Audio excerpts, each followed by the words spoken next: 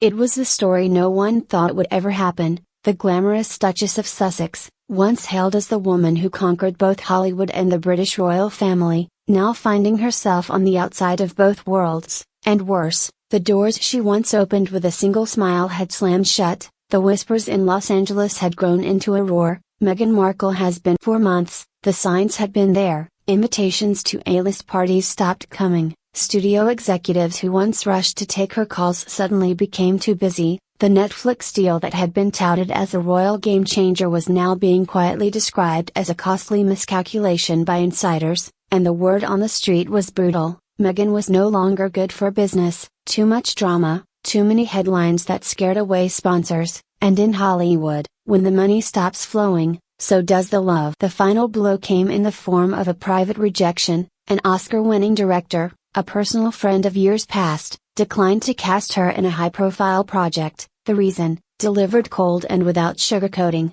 stung more than any tabloid headline: the studios don't want your name on the poster, too much baggage. In one night, Meghan's phone stopped ringing. Her team, once a well-oiled PR machine, was now running on desperation. Meetings with agents ended with polite smiles and vague promises. The Duchess, once the most talked about woman in the world, was suddenly, with Hollywood turning its back, Meghan's gaze shifted toward the one place she had sworn she'd never return to, the British royal family, a place she had accused of coldness, of silencing her voice, of nearly breaking her spirit. But now, in a twist worthy of the most scandalous Netflix drama, it seemed the palace might be her only lifeline. Her plan, insiders claim, was not subtle. It started with carefully staged paparazzi shots, Meghan attending charity events with understated elegance, avoiding the controversial speeches and interviews that had made her such a lightning rod. Then came the rumors of private outreach to senior royals, and at the center of it all was Prince Harry, caught between his wife's desperation and the frosty wall of his family. According to palace insiders,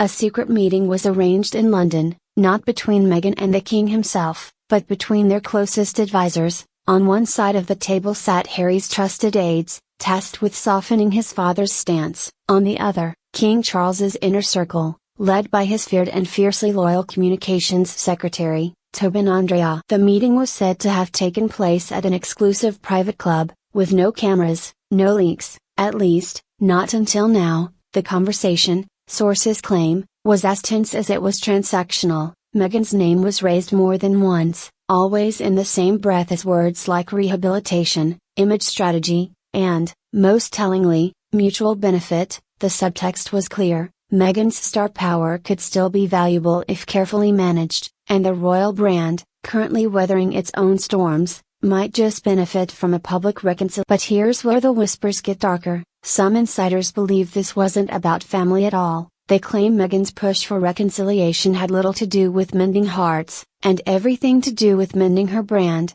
As one palace aide reportedly put it, she's not coming back. She's coming back for survival. For the royals, the risk is enormous. Bringing Meghan back into the fold could reignite old wounds, both publicly and privately. The British press, never one to forgive easily, would dissect every move, every photo, every smile, looking for cracks. And the senior royals. When news of the secret talks began to leak, social media exploded. Hashtags like #Meghan returns and #Royal Reckoning trended worldwide. Some fans celebrated the possibility of a reunion, framing it as a victory for forgiveness and family. Others were openly cynical, accusing Meghan of running back only when the glitz of Hollywood. Even in Los Angeles, the chatter was relentless. A well-connected film producer told one entertainment columnist, she knows aligning with the crown again could be the fastest way to rebuild her. But Hollywood doesn't forget, and it rarely forgives.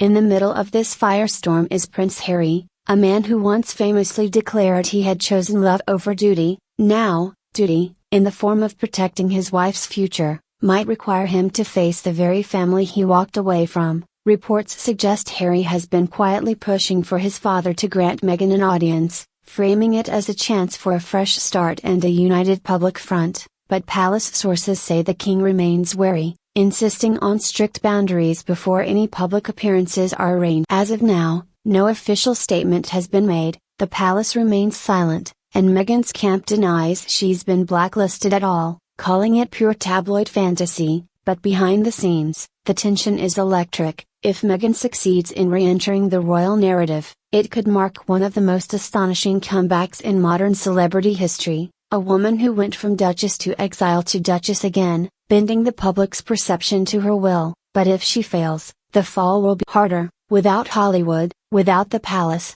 Meghan Markle could become the one thing she's fought against her entire life: irrelevant. And in a world where relevance is everything, that's a fate worse than